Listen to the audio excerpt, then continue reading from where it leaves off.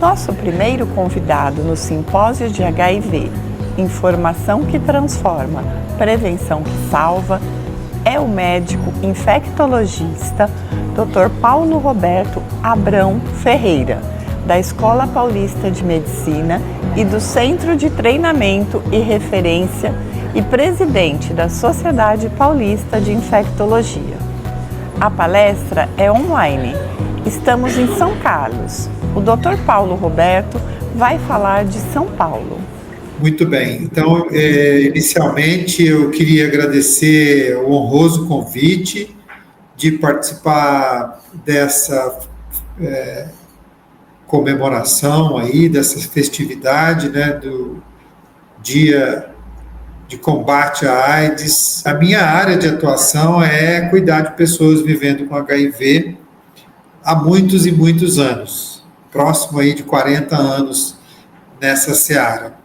Então, eu queria agradecer muito a Carolina Toniolo, a Cíntia e a todo o programa de São Carlos, ao grupo que me convidou. É um prazer estar aqui com vocês. Nós vamos falar de alguns aspectos gerais relacionados aos desafios que nós temos hoje para cuidar das pessoas vivendo com HIV/AIDS. E começando aqui pelos dados, né, que são muito preocupantes, a gente no Brasil estima mais de 1 milhão de pessoas vivendo com HIV/AIDS na atualidade. Essa epidemia no nosso país, atualmente, ela é considerada uma epidemia concentrada. Ela está muito concentrada em alguns grupos de pessoas. Então, por exemplo, gays e homens que fazem sexo com homens, trabalhadoras e trabalhadores do sexo, mulheres trans, homens trans, né? Porque a prevalência nesses grupos da infecção pelo HIV é muito maior do que na população geral. Portanto, a gente tem prioridades quando falamos de prevenção, quando falamos de diagnóstico precoce, quando falamos de cuidados. E as nossas prioridades são essas populações mais vulneráveis. A gente denomina de populações-chave, justamente porque elas são carentes de mais atenção dos nossos profissionais de saúde, dos nossos serviços de saúde.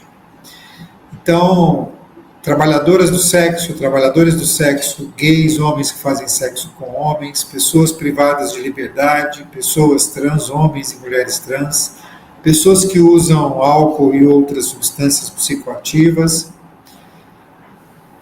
populações prioritárias, porque são muito vulneráveis do ponto de vista social e pessoal também, né? A população de pele negra, de pele parda, os jovens, os indígenas, as pessoas em situação de rua e todos aqueles que têm carências aí sociais.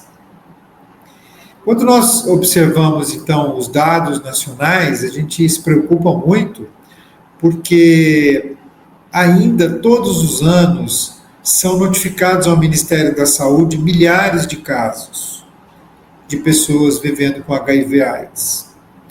Isso hoje está em torno de 40 mil casos ao ano de novas notificações.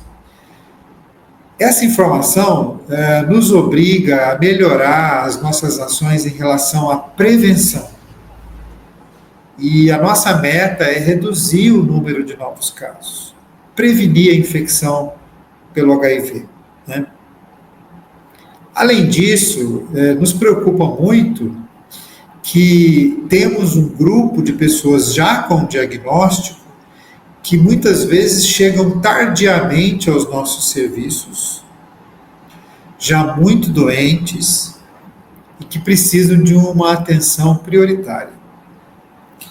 Então, dados aqui que eu mostro a vocês de 2023 dão conta de que cerca de 50 mil pessoas no Brasil viviam com HIV com CD4 abaixo de 200, mostrando uma imunidade muito baixa pela doença e um risco de adoecer gravemente, inclusive de evoluir para óbito.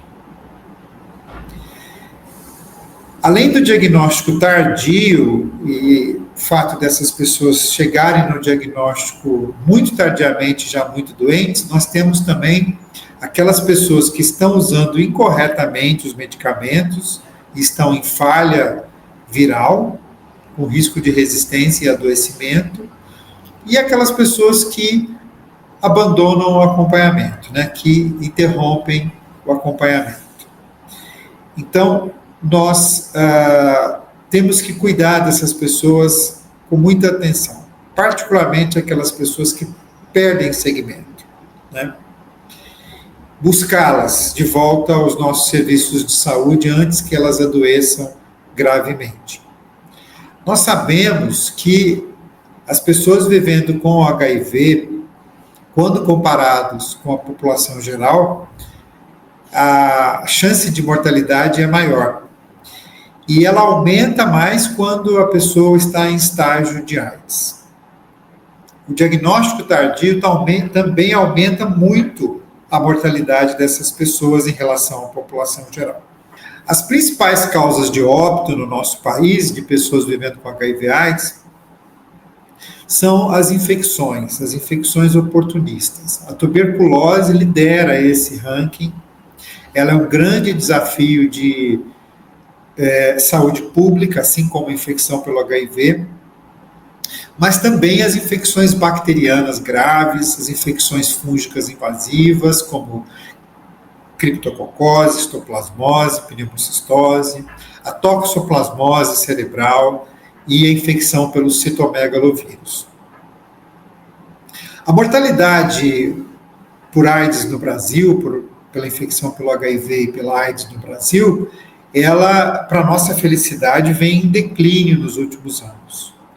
Mas ainda precisamos fazer muitas ações para que ainda haja melhorias. A prevenção é a chave do sucesso. E nós temos várias formas de prevenção. Nós temos a profilaxia pré-exposição, que vai ser comentada mais adiante nesse simpósio, que é a utilização de uma pílula diária com 2 antirretrovirais que evita em até 95%, 96% as infecções pelo HIV. Nós temos a profilaxia pós-exposição para profissionais de saúde, para pessoas que se expõem sexualmente de forma consentida ou não consentida, que seria a utilização de 3 antirretrovirais por 30 dias após a exposição, precocemente, até 72 horas.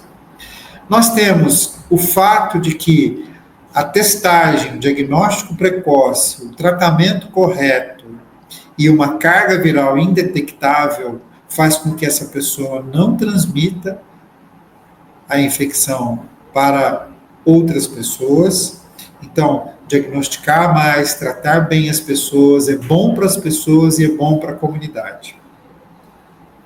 Nós temos sempre a necessidade de reforçar a utilização dos preservativos, né, os preservativos externos e internos. Isso é muito importante. Também nós temos a importância de diagnosticar e tratar as infecções sexualmente transmissíveis e as hepatites virais. As imunizações, por exemplo, contra a hepatite B, contra a hepatite A, contra HPV. A prevenção da transmissão vertical no pré-natal universal, precoce na gestação, que cuide de evitar que, se essa gestante vive com HIV, ela transmita para o seu bebê e que ela fique bem na sua gestação. E, portanto, nós temos hoje a nossa prevenção combinada. Isso tem que ser o nosso dia a dia. Nós temos que acordar e a cada dia lutar para aumentar as formas de prevenção e chegar até as pessoas que precisam de prevenção, que são as pessoas das populações chaves e das populações prioritárias. No Brasil, o cenário da PrEP vem em melhoria contínua. Nós temos já milhares de usuários de PrEP no país. Isso nos deixa muito felizes, né? Nós, desde 2018, atuamos em PrEP no país. E temos a necessidade de ampliar a oferta desta prevenção para mais pessoas, para pessoas mais carentes, pessoas que estão mais distantes dos grandes centros, pessoas de todas as classes sociais, né? Pessoas que têm mais vulnerabilidade social, elas têm que ser alcançadas para a inclusão na PrEP. Isso é uma meta do Ministério da Saúde. É importante que toda a equipe de saúde saiba que a PrEP funciona eficientemente, reduzindo o número de novas infecções. No mundo inteiro há relatos, em grandes cidades da Europa, dos Estados Unidos, da Austrália, de redução do número de novas infecções com a ampliação da oferta de PrEP na população. Esses dados são da cidade de São Paulo, capital do nosso estado. Vejam que de 2016 até 2023 houve uma queda do número de novas notificações ano a ano de 54%. Em 2016 foram 3.761 notificações de pessoas vivendo com HIV/AIDS. Em 2023 foram 1.705. O que aconteceu para reduzir tanto o número de novas notificações? Principalmente a ampliação da PrEP na cidade de São Paulo. 865% de aumento da PrEP de 2018 a 2023 na cidade de São Paulo.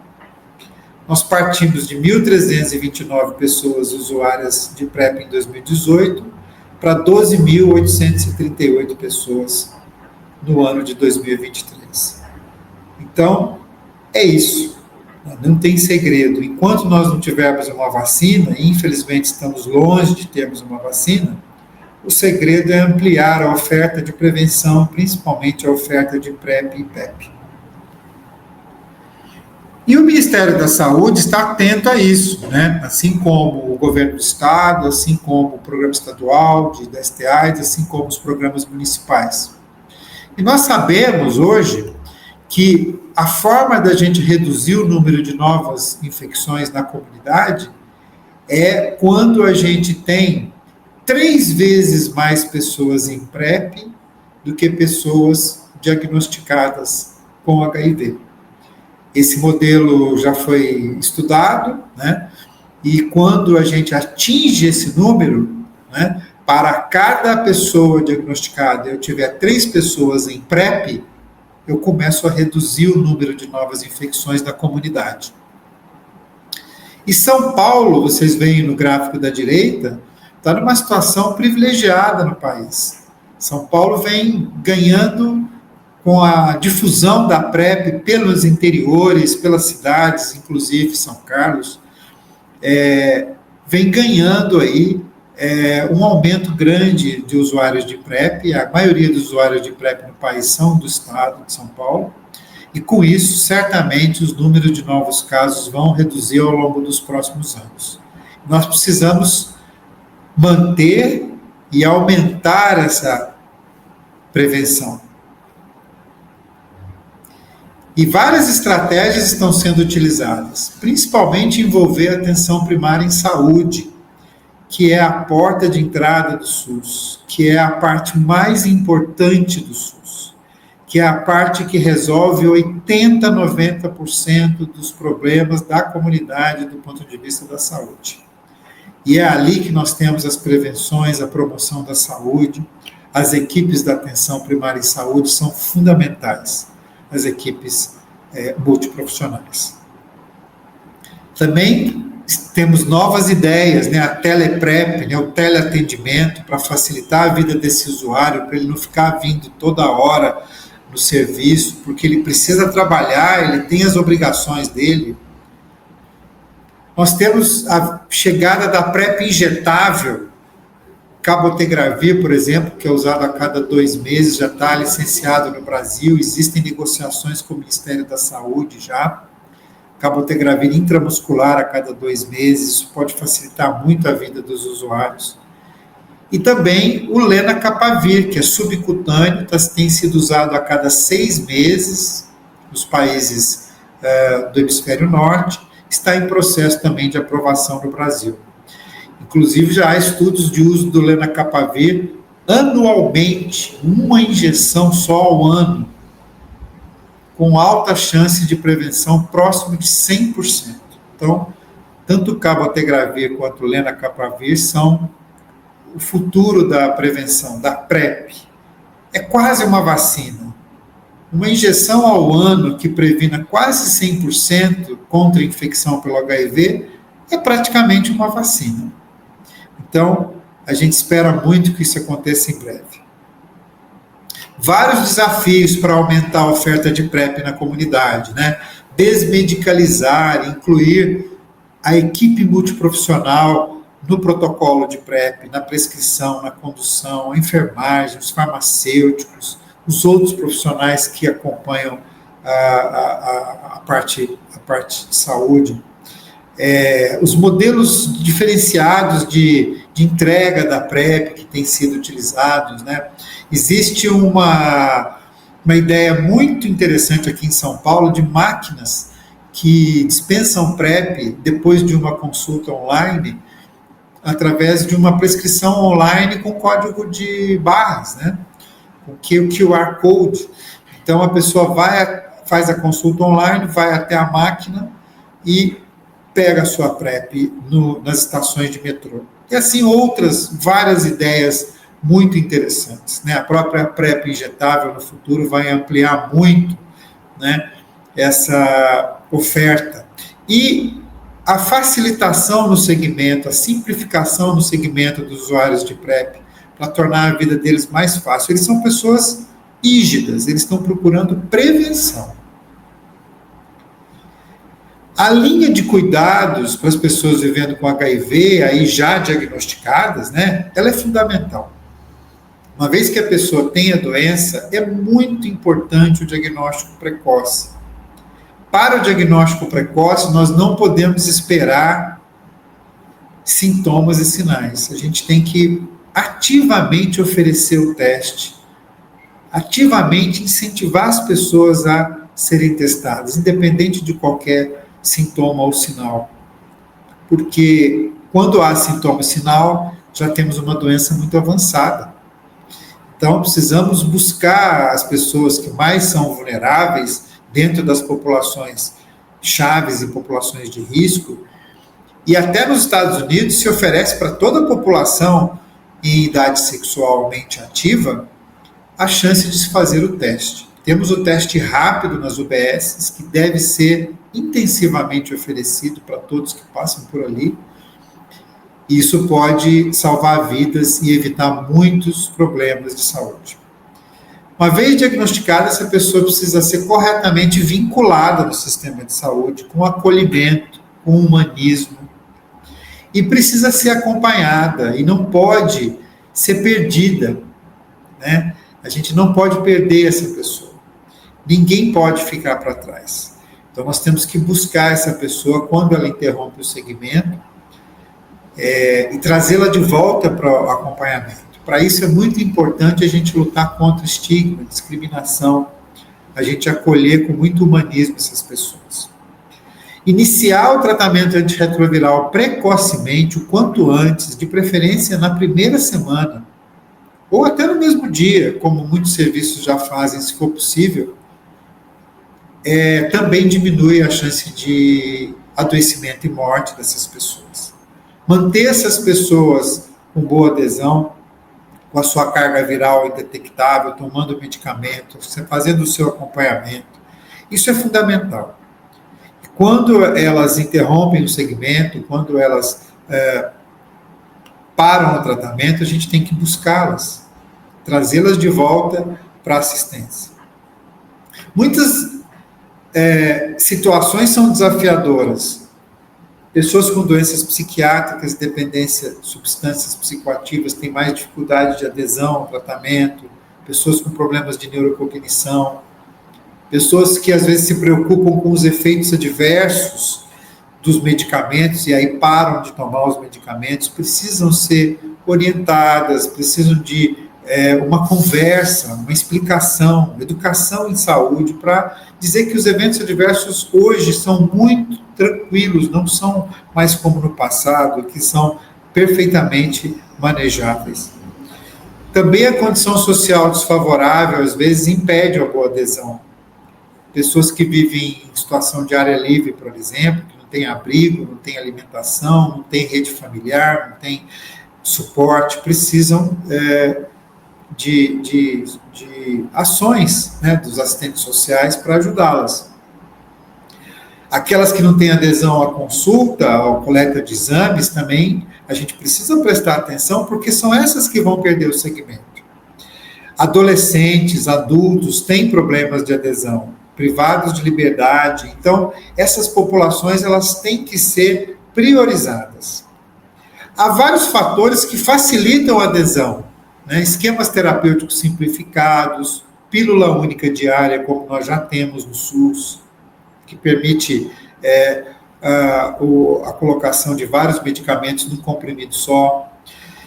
O fato da equipe de saúde explicar sobre a doença, de forma que a pessoa vivendo com HIV entenda e compreenda a sua enfermidade, o seu tratamento, sem notícias falsas, sem ideias erradas, o acolhimento dessa pessoa, a escuta ativa dessa pessoa pela equipe, o vínculo com os profissionais de saúde, com a equipe, com o serviço de saúde, o não ao estigma, o não à discriminação, o sim ao acolhimento, a diversidade, a adequação do tratamento para que essa pessoa consiga tomar suas medicações no seu dia a dia, o acesso facilitado aos medicamentos do ponto de vista da farmácia, da equipe de saúde, educação com pares, né, pessoas das organizações da sociedade civil que podem nos ajudar a atingir essas pessoas que estão em interrupção de tratamento e trazê-las de volta, e o apoio social.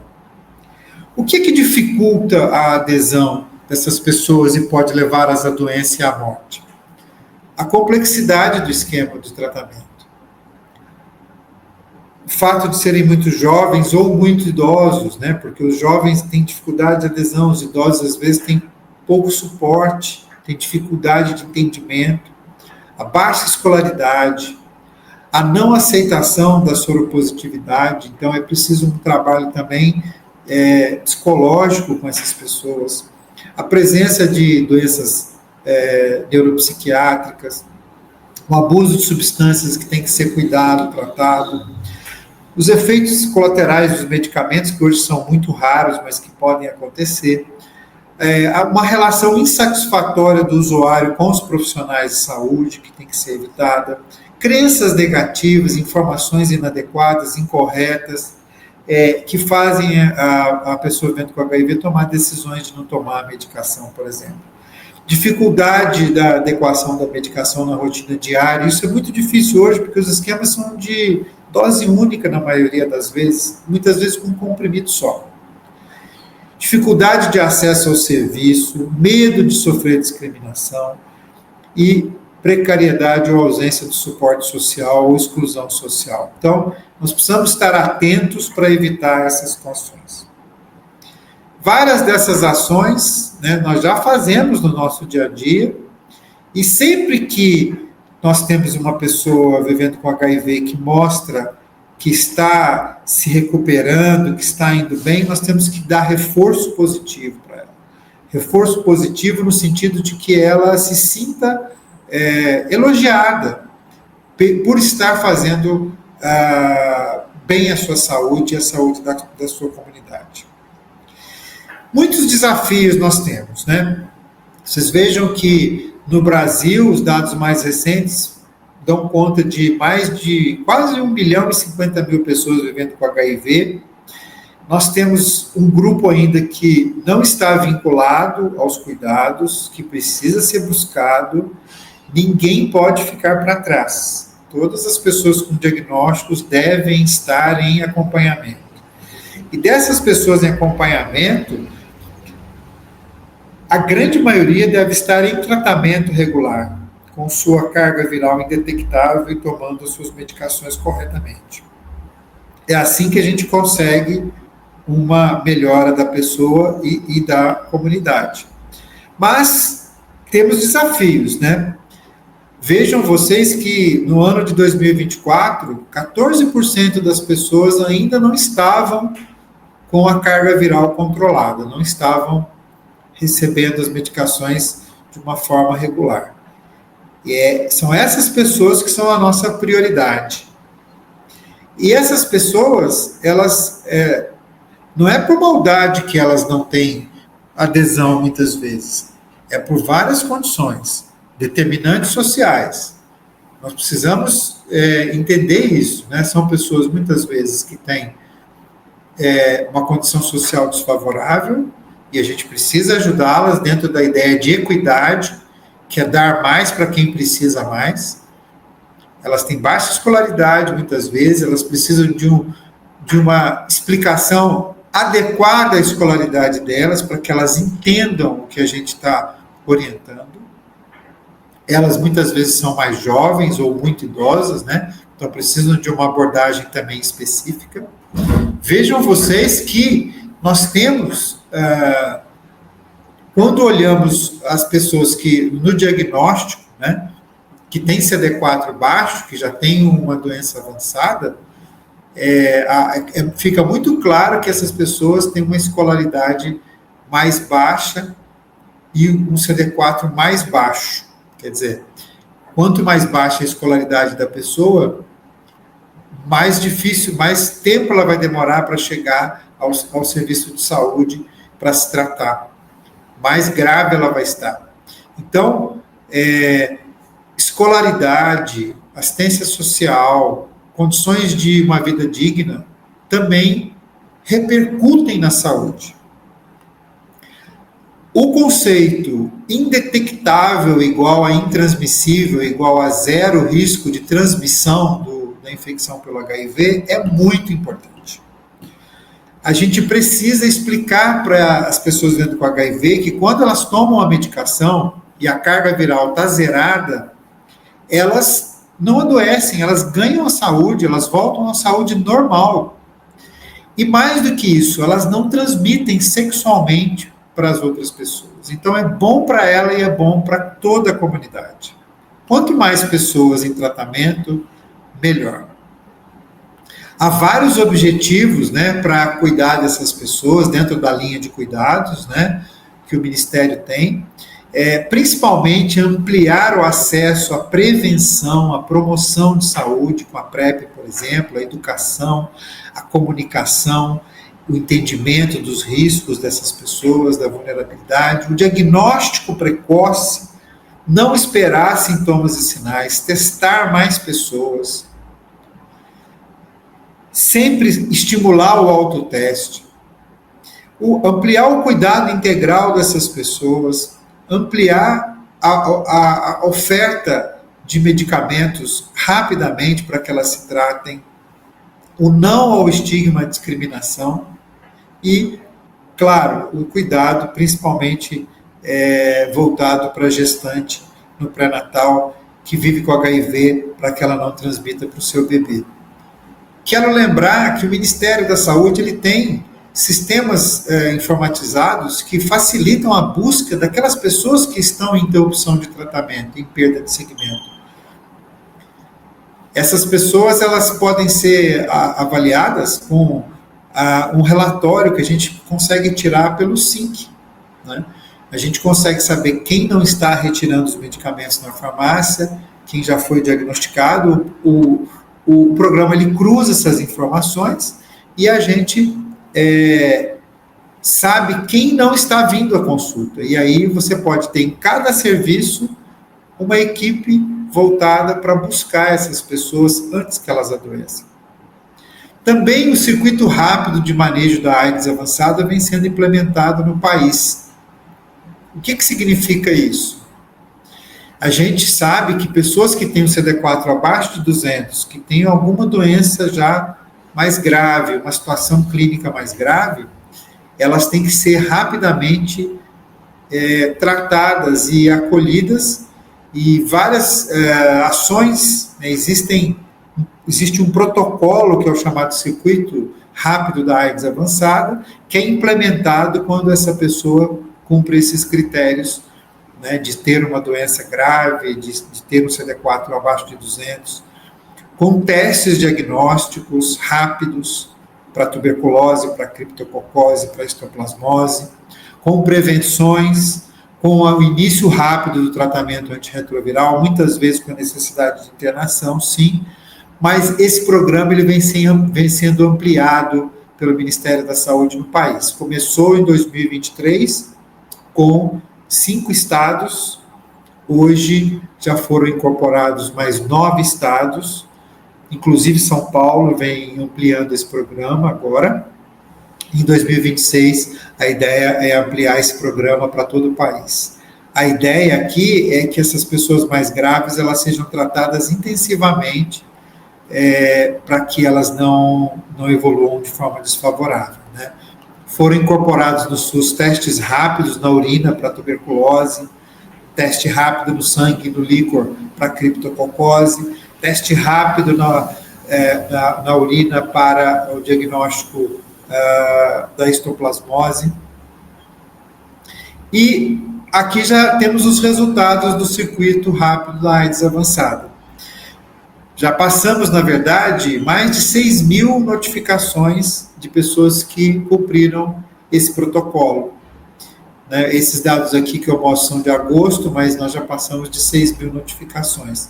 Portanto, essas pessoas foram atendidas com prioridade. Certamente isso vai reduzir a mortalidade dessas pessoas, porque existe esse protocolo, elas são atendidas mais rapidamente, são priorizadas, o diagnóstico é feito mais rápido, o tratamento é feito mais rápido, e isso melhora a evolução desses casos. Nós temos várias publicações que norteiam a nossa prática, né? O módulo 1 e o módulo 2 do PCDT foram publicados em 2023, 2024, foram realizadas inúmeras capacitações, são documentos fundamentais para a gente se basear. Agora, mais recentemente, também foram atualizados os PCDTs de crianças e adolescentes, né? E nós vemos que, de fato, vem ocorrendo uma melhora no início rápido da TARV. Né? Ano a ano, as pessoas têm iniciado mais e mais rápido a TARV, e certamente isso vai reduzir a mortalidade. Uma informação importante é que as pessoas vendo com HIV, elas estão envelhecendo como todos nós. E elas, mesmo bem controladas, elas vão ter comorbidades. Diabetes, hipertensão, problemas cardiovasculares, respiratórios, renais, neurológicos, ósseos. Então, o Ministério da Saúde está preparando um grande documento que vai ser publicado no ano que vem, que é o módulo 3 do PCDT, que vai falar das doenças crônicas não transmissíveis. Eu sei que vocês vão falar um pouco sobre isso hoje ainda, no simpósio. Então, é uma boa notícia, esse documento está escrito já, ele já está em revisão, e a gente espera que no primeiro semestre do ano que vem ele seja publicado. E vai nortear cada conduta em cada uma dessas condições aí, crônicas não transmissíveis.